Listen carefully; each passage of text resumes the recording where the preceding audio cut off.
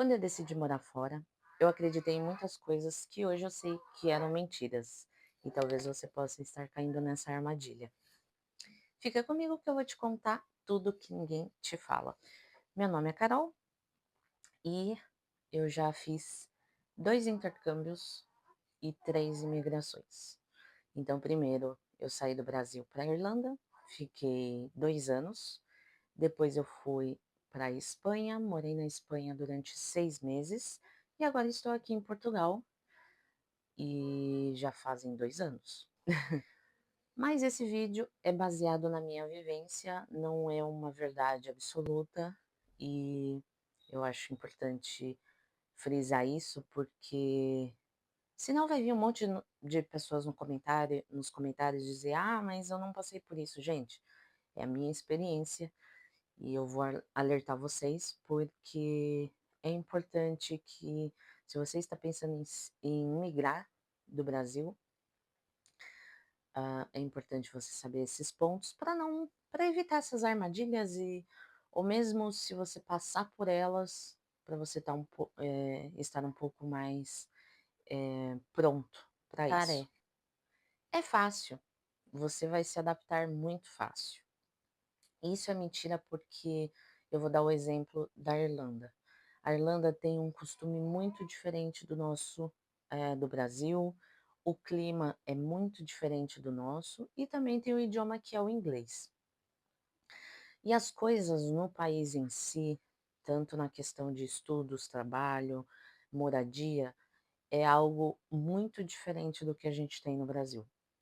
Portanto, quando eu não tive problema para resolver pendências de documentação, então foi super fácil. Só que acaba que você cria uma barreira para procurar emprego, porque se você não tem o idioma, você já não vai conseguir bons empregos. E se você não tiver bons empregos, logo você também não vai receber tão bem. Portanto, você tem que chegar lá com um orçamento financeiro relativamente bom. Porque se demorar, às vezes, para você encontrar um emprego, você não vai ficar tão apertado financeiramente. E eu achava que em poucos meses eu estaria 100% adaptada, mas não foi isso que aconteceu. E mesmo saindo do Brasil falando inglês, porque eu falava ali intermediário, básico, eu diria que eu era o B1 em inglês, e mesmo assim não foi fácil, né?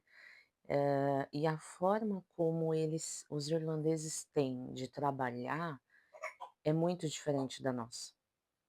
E isso eu tô falando até numa subcategoria de trabalho que seria para trabalhar em restaurante, né. Então, eles têm uma forma de falar com as pessoas que, se você tiver muito sensível, você vai chorar todo dia. E eu não diria que eles são grossos, mas eu diria que eles são muito frios e muito diretos. Então, você já está naquela sensibilidade de estar aprendendo algo novo. Por exemplo, se você encontra um trabalho de restaurante, você já está trabalhando em algo novo, em um idioma que você não consegue se expressar muito bem. Eles têm um sotaque de inglês que é um pouco mais difícil de você se adaptar e entender o que eles estão falando, então você fica naquela sensação de que a todo momento você está fazendo algo errado, até que você se adapte àquele trabalho. A segunda mentira: você vai ganhar dinheiro muito rápido e ter sucesso muito rápido.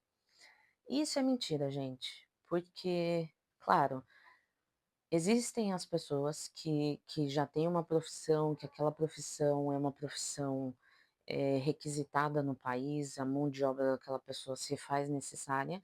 Então, claro, conforme ela melhorar no idioma, e ela aplicar por vagas de emprego, ela vai conseguir um êxito muito rápido.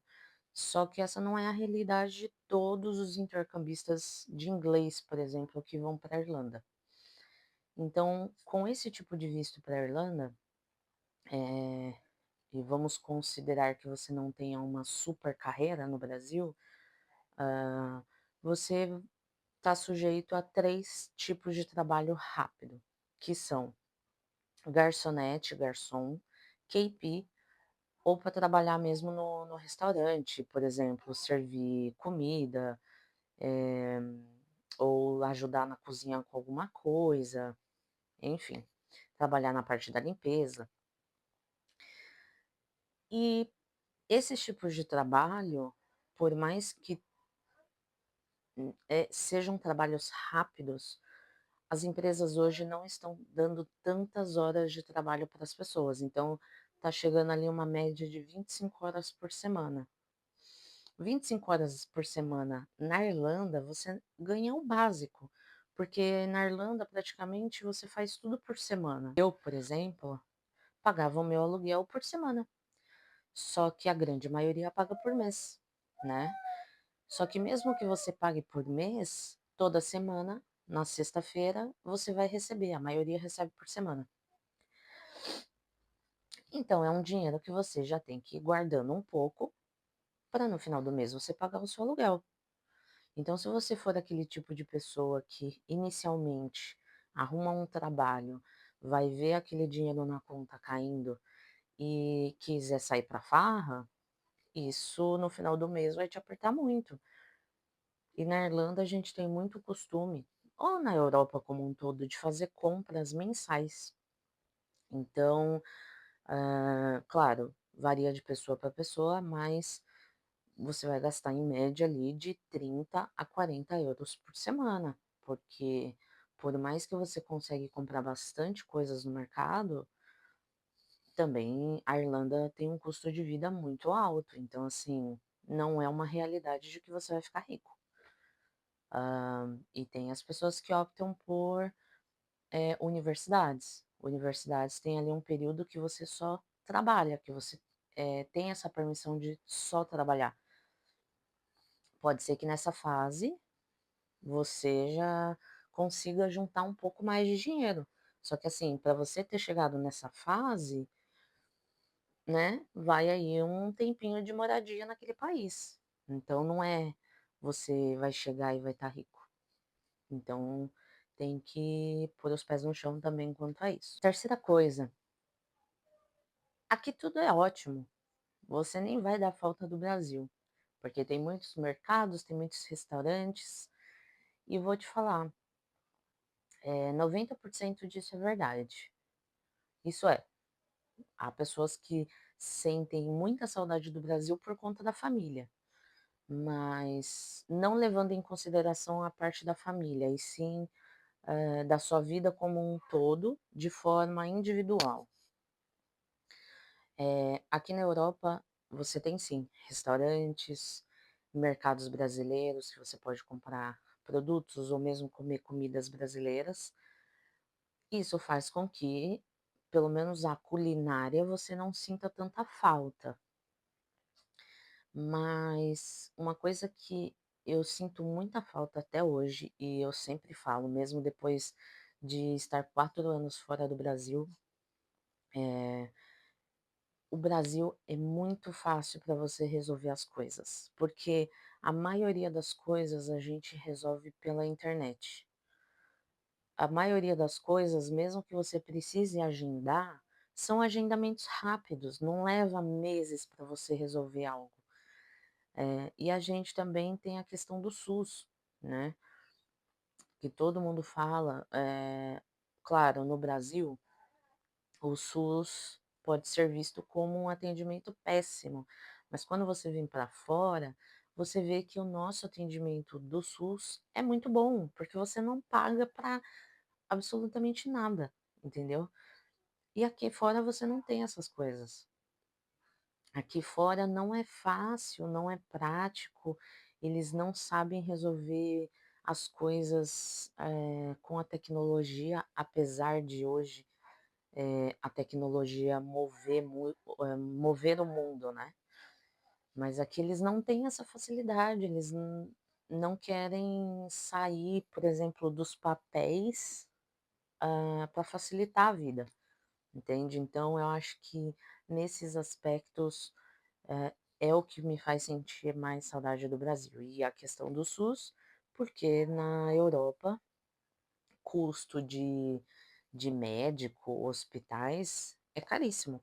Então, assim, às vezes para você fazer uma consulta simples, você gasta 100, 150 euros.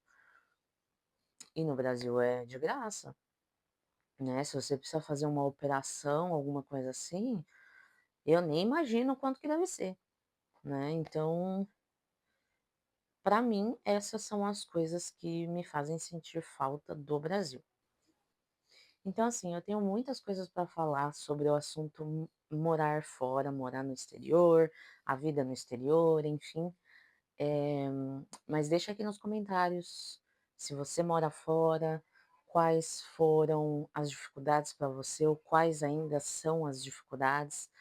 E também se você pensa em vir pra Europa ou mesmo para qualquer outro país, deixa aqui nos comentários, se você tem alguma dúvida, porque talvez eu possa te ajudar com alguma delas. Então, até o próximo vídeo. Beijo!